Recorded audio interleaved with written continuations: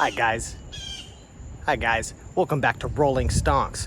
Today I'm here with this BMW i8, the most hated supercar ever.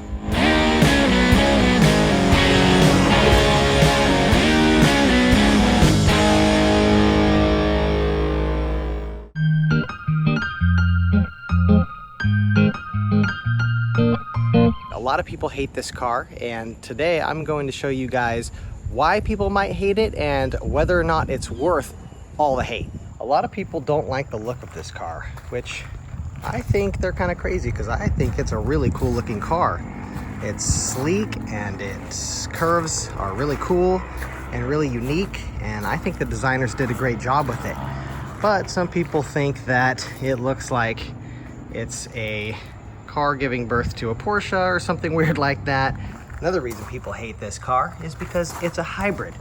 Yup, just like a Toyota Prius or something. This car actually has a 3-cylinder engine in it, which doesn't sound like a lot, but it also has an electric drive system. And together they work in tandem, and this car is actually pretty fast. People say this car is slow. It's not slow. Not bad. Not bad at all.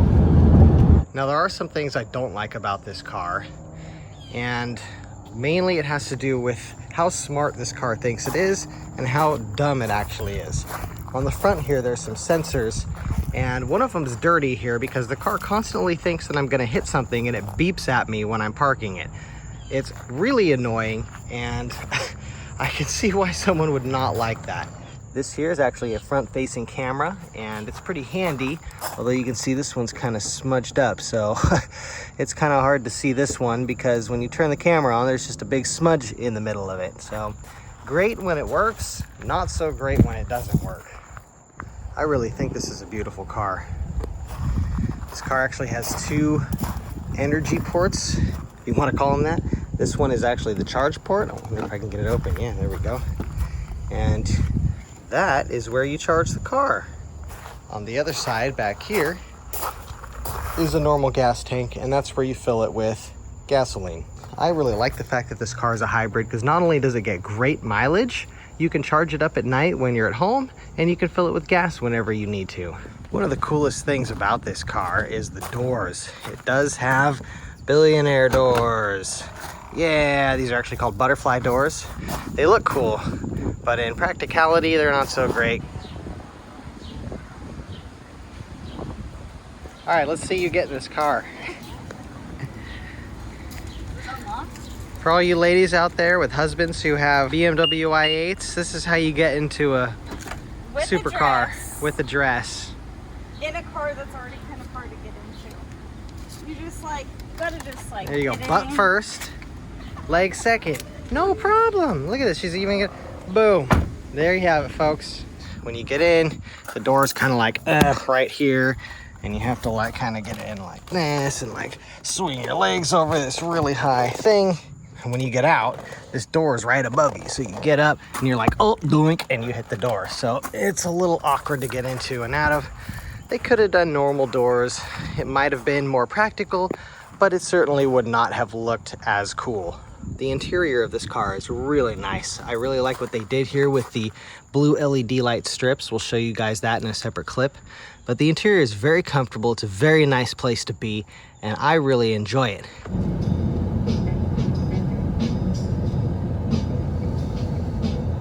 BMW quality though, which means that this stuff doesn't hold up super well to wear. You can see on here, we were driving down and this plastic piece like this side just fell right off while we were driving it. Typical BMW stuff. This car does have back seats. This is a 4-seater car, which is surprising considering it's a supercar. As you can see, there's not a ton of room. There's a room for a pair of shoes there, and that's pretty much about it. I wouldn't try and put adult passengers back there, and even kids are gonna have a tough time sitting back there. Maybe you could get some small kids back there. Very, very small back seats, but it is cool that they have back seats. Yes, very nice place to be. So to start the car, the key has to be near, and you just put the start button. Welcome to the inside of the BMW i8.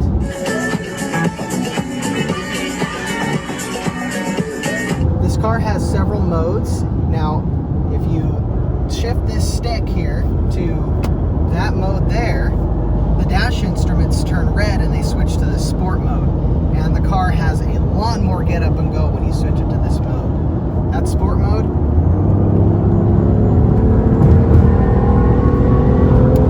Not bad for a hybrid. I tell you what, my Prius is not going to do that.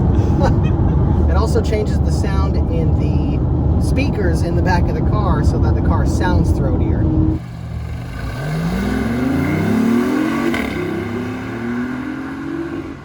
The exhaust is an audio system that ports sound, and it gives the car this kind of sound of a supercar, but that's actually a fake sound. The car does not actually sound like that. That's speakers. When I switch the car back into comfort mode here, it will switch into a blue mode. There we go, and the car changes. This here is the battery indicator. The battery actually charges when you put the car in sport mode, but it doesn't really charge while you're in comfort mode. Kind of a strange setting for this car. The car's been barking at me this whole trip that the washer fluid is low, and my windshield was really dirty and I couldn't clean it. Luckily it rained, but I'm gonna have to refill the washer fluid. So this is the passenger side windshield here. There's a little flap there.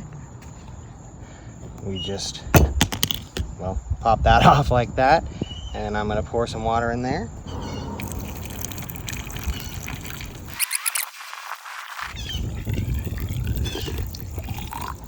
No more washer fluid low warnings. So a few things I do hate about this car. The beeper. The beeper. And the mirrors. The noises that this car makes when it's trying to warn you are really irritating. It has this gong and it's got beeps and tones, and you could be in park and it will beep at you telling you to put your seatbelt on.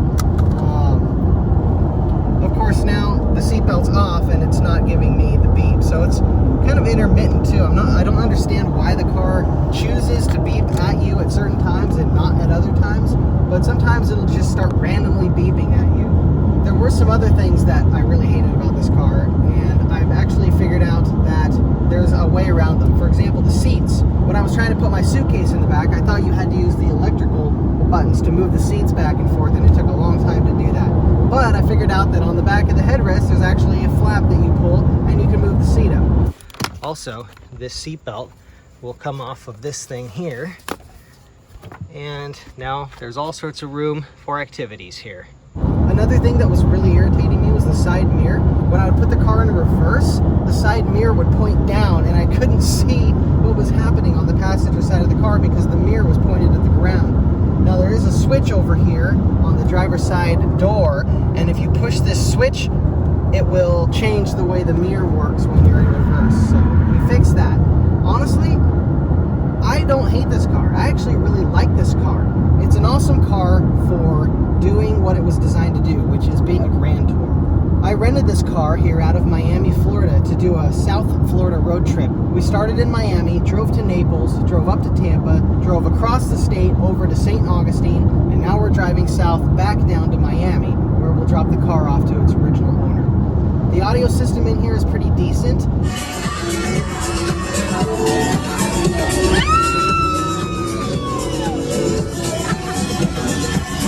We do have the bass all the way up, and there doesn't seem to be any subwoofer in here. Now, I'm not sure if they come stock like that. Maybe the subwoofer has been disconnected or blown from a previous renter. I don't know. Could use some more bass.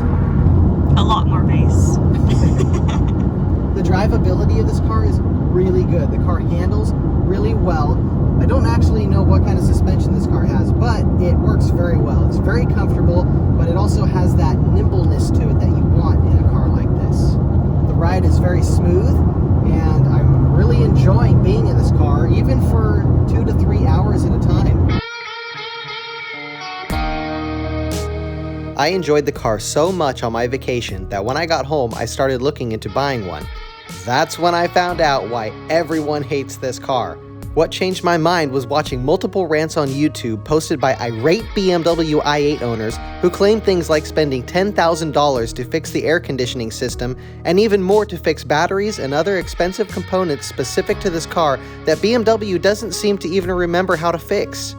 Ultimately, I decided to opt out of this amazing car even though it has billionaire doors. If it were a stonk, I would give it a hold rating.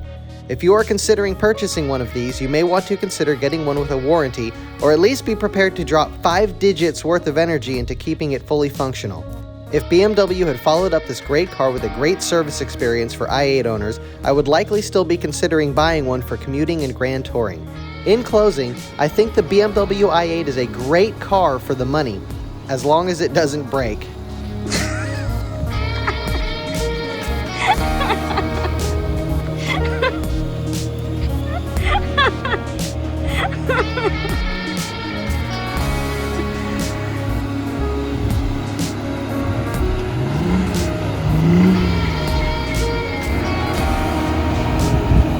It's great in here. Hop in. And there you have it, folks. A supercar that a lot of people hate, that I think just wants to be loved. I hope you guys enjoyed this video. If you guys like this kind of content, please subscribe to my channel. And there will be more videos on cars like this in the future. Peace out. Rock on.